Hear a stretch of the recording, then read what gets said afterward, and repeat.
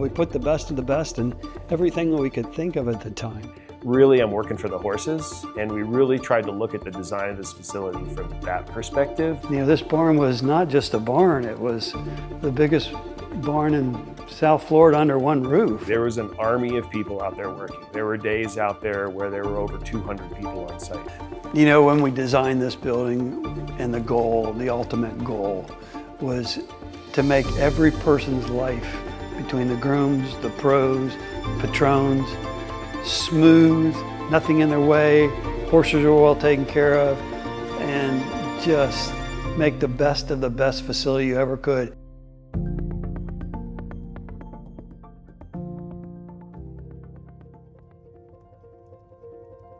We really wanted this to be an experience as you pull into the facility. Anybody that's familiar with it and pulled in there will notice the tree-lined drive that sort of serpentines its way into the facility. So you get glimpses of different elements of it, but you don't get the whole picture right off the bat. We wanted it so that every time you turned a corner, there was like a new surprise. And it sort of opened itself up to you slowly rather than sort of, bam, here you are. Intentionally designed that driveway to come around and sort of give you glimpses of the turnout paddocks and sort of welcome you in gently, let's say, into the facility. And then as you come around to the front of the barn, just open up and give you this panoramic view of the barn and the Polo and sort of let you know that you've arrived there.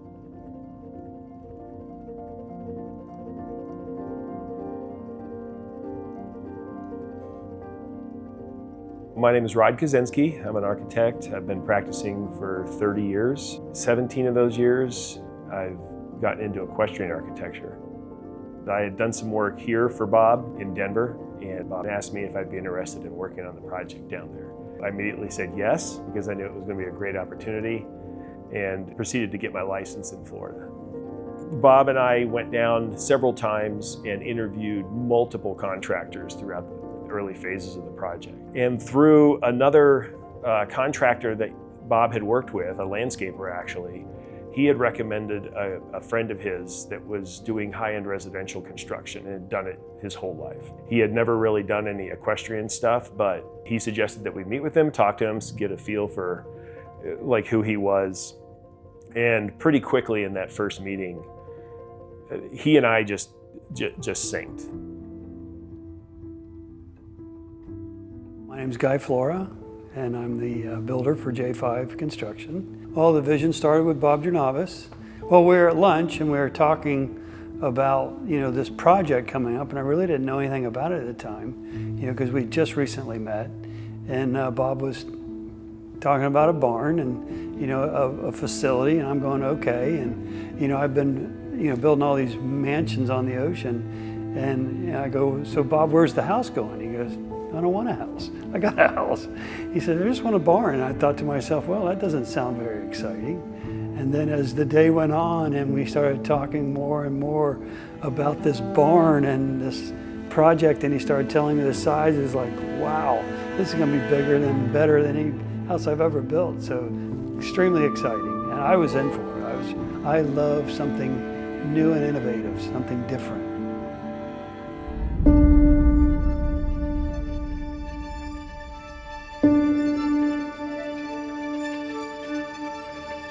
Right off the bat, Bob had come, he wants a barn that really enveloped that community spirit and accentuated the team itself. And he had a vision in mind about what he wanted it to look like.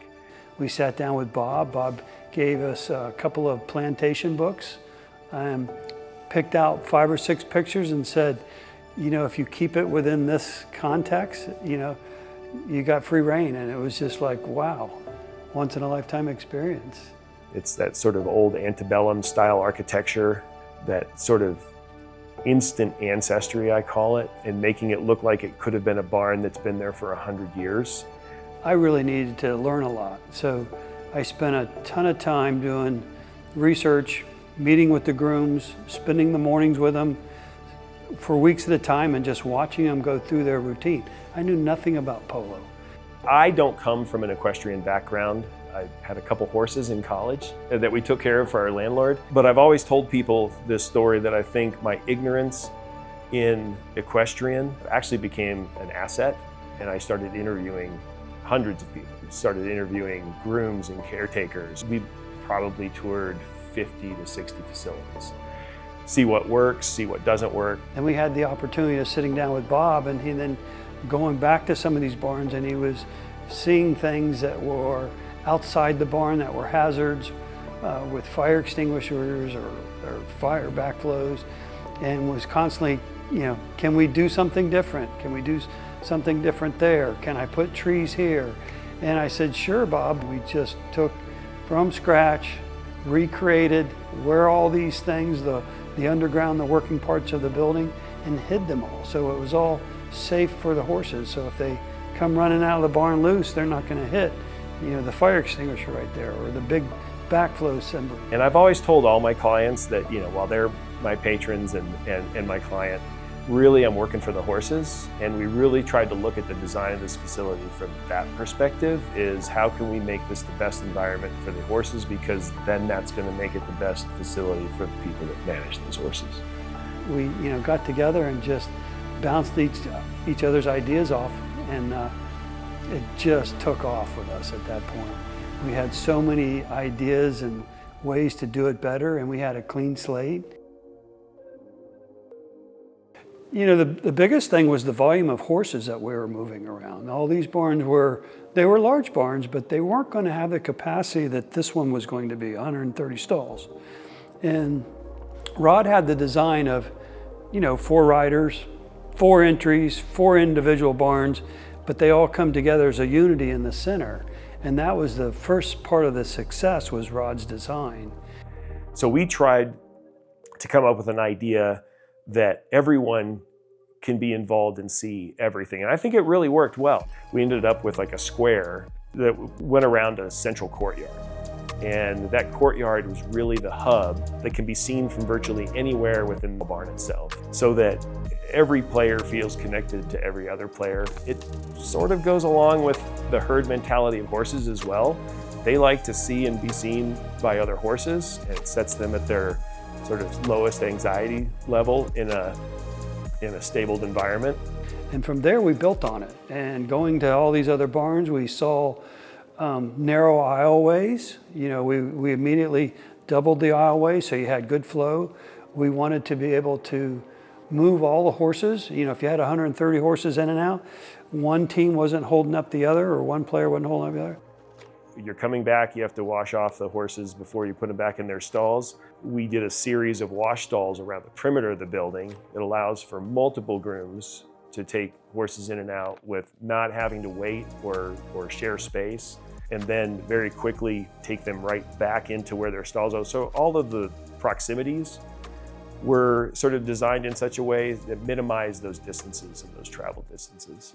The other success I saw that we picked up on was everybody had trunks and garbage cans and fire extinguishers and all things you need in a barn.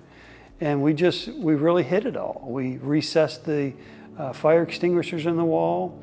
We recessed the hoses in there and put them on automatic reels, because everybody had the hoses laying around, tripping hazards. Sharp items, anything a horse could just bump up against or rub up against. We rounded the edges. We took all the sharpness of any injury in the aisleways and moved them. Horses in an artificial environment, like a stabled environment, will exhibit all these stereotypic behaviors that aren't apparent in feral horse populations.